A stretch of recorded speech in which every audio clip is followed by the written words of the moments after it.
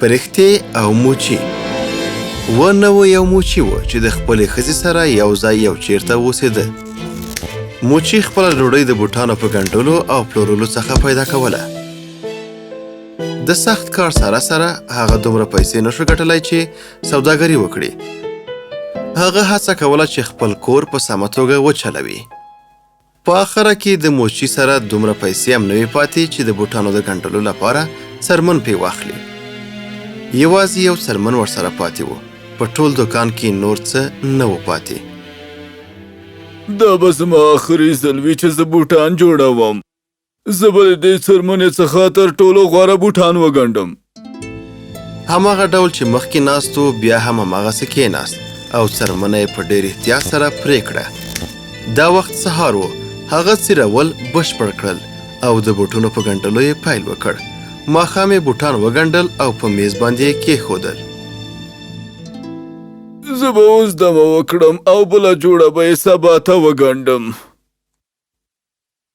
هغه دوکان بند کړ او کور ته لاړ او په سبا یې وختي خپل کار ته لاړ. ښه شو چې ومې لیدې ګرانې، نن په دوکان کې آخره ورځ ده. دا هر څه ژر ختمیږي. مه ورخطا کېږه ګرانه، هر څه به سم شي. هیله له لاسه مه ورکوه. موچي پوهېده چې د ښځې ډاډګیرنه یې بې ځایه ده. هغه وخندل او کار ته لاړ. کله چې دوکان خلاص کړ یو څه یې پیدا کړل. هغه یو ښایسته جوړه بوټان پیدا کړل چې د په دوکان کې نازک ګنډل شوي ایښي وو. موچي حیران شو او خپل سر یې وګراوه. دا څنګه امکان لري؟ په هر صورت زه باید وخت له لاسه ورنکم او دا ښایسته بوټان به په مارکیټ کې خرڅ کړم. هغه مارکیټ ته لاړ او بوټان یې خرڅ کړل. په پیسو یې نور څرمن واخیسته. پاتې ورځ یې خپل دوکان کې تېره کړه او څرمن یې د نوي بوټانو د ګنډلو لپاره څیرې کړ. چې ورځ ختمه شوه نیم ګنډل شوي بوټان یې په خپل ځای کې پرېښودل. د ډوډۍ خوړلو وخت کې هغه خپلې مېرمنې ته د پیښې کیسه وکړه.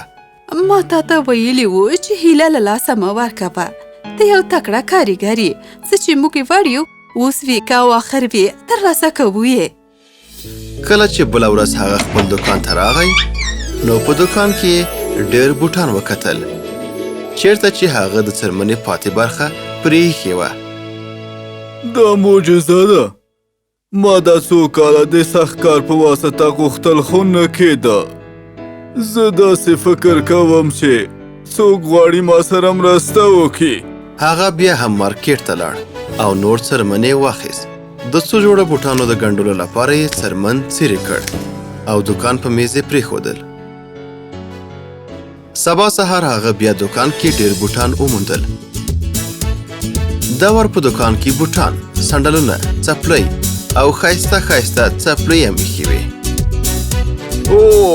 څومره ښایسته بوټان دي. څوک غواړي ما سره مرسته وکړي. که دا کار همداسې ادامه پیدا کړي زه به هیڅکله بې پیسو نه شم. زه به خوشحاله ژوند ولرم. موچي به هره ورځ په دوکان کې څرمنې پرې کولې او پرېښودلې به یې او ناشنا خلکو به ورڅخه بوټان جوړول. دې کار یو اونۍ جریان پیدا کړ. هر سهار به موچي ډېر بوټان ترلاسه کول. ډېر ژر هغه په سیمه کې د ښایسته بوټ ګنډونکي په نوم شهرت پیدا کړ او یو ښایسته کور یې واخیست. ته وګوره زموږ ژوند څومره ښه بدلون وکړ. دا د وخت خبره وه. هو زما ګرانې، تا هر وخت زه هڅولم او اوس د دې وخته ورسولم. هو موږ باید هغه ناشنا کسم یاده ونه باسو کوم چې موږ سره مرسته کوي. موږ باید داسې یو څه وکړو چې له هغه نه مننه وکړو. مګر مخکې له سهاره له دوکان څخه وځي موږ به څنګه هغه پیدا کړو؟ موږ به سبا ته په دوکان کې پټ شو چې هغه ووینو. هو دا کار به وکړو. زه غواړم هغوی نه مننه وکړم. بله ورځ په عادي ډول موچي څرمنې پرې کولې. د شپې د هغه مېرمن هم دوکان ته راغله او پلان یې جوړ کړ. راځه چې پټ شو. هو موږ به د هغه المارۍ شاته پټ شو. دوی د هماغه کوچنۍ المارۍ شاته په میز کې پټ شول او انتظار یې کاوه. په نیمه شپه کې موچي او ښځې د بوټ ګنډلو اواز واورېده. دوی راووتل. 2 کوچني پریانې ولیدلې چې هغوی زړې جامې اغوستې وې او د کړکۍ له لارې څخه کوټې ته راننوتلې. کوچنیو پریانو نڅا کوله او په هوا کې ګرځېدې. داسې ښایست موچي هیڅکله نه ولیدلی.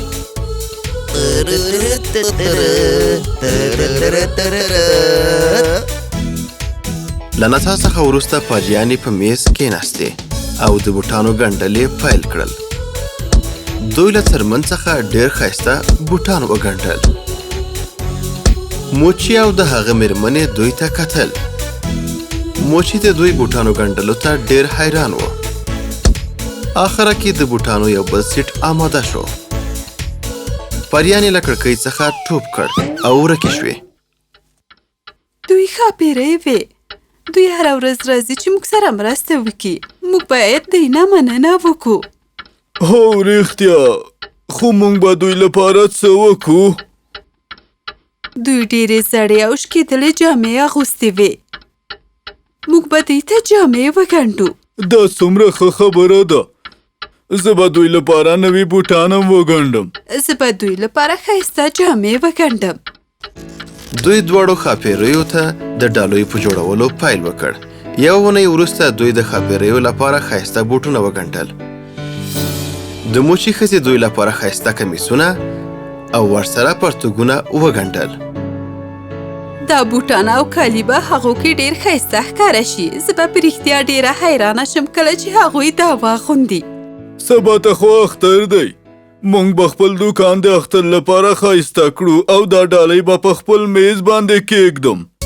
دوی دوکان ښایسته جوړ کړ او ډالۍ یې میز سره نږدې کېښودلې. نیمه شپه کې دوی بیا د ښاپېریو غږونه واورېدل. ښاپېرۍ د تیارې په څېر دوکان ته عجیبه ډول سره داخلې شوې. دوی خوشحاله وې، نڅا یې کوله او میز ته یې وکتل نو حیران شوې. د نن ورځې کار چیرته دی؟ ګوره وروره، دا بوټان او جامې څومره ښکلې دي.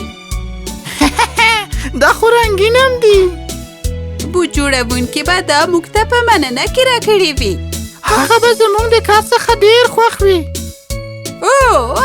راځه چې دا واغوندو. راځه نو. ښاپېریو بوټان او جامې واغوستې. دا په دوی کې ښې جوړې وې. ته ښایسته ښکارې. او تم ښایسته ښکارې. دا څومره ښایسته جامې دي. دا ښایسته بوټان دي. زه د نڅا احساس کوم. راځه چې وناڅو. دوی بیا د پخوا په څېر نڅا وکړه.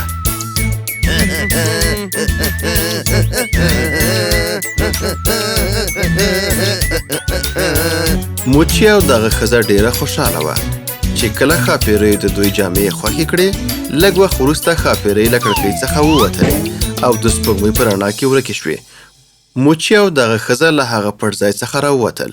اوهو ګرانه، زه ډېره خوشحاله یم چې هغوی زموږ ډالۍ خوښې کړې. هو دا د لمانځنې وخت دی. راځه چې کور ته لاړ شو. دا د کرسمس سهار و. موچي څرمنې پرې کړې او په میز یې د ښاپېریو لپاره پرېښودې. مګر کله چې سهار هغه دوکان ته راغی، هغه هیڅ بوټان ونه لیدل او کور ته لاړه چې خپلې ښځې ته ووایي: نن زموږ ښاپېرۍ نه وې راغلې. نن هیڅ بوټان نه و جوړ شوي.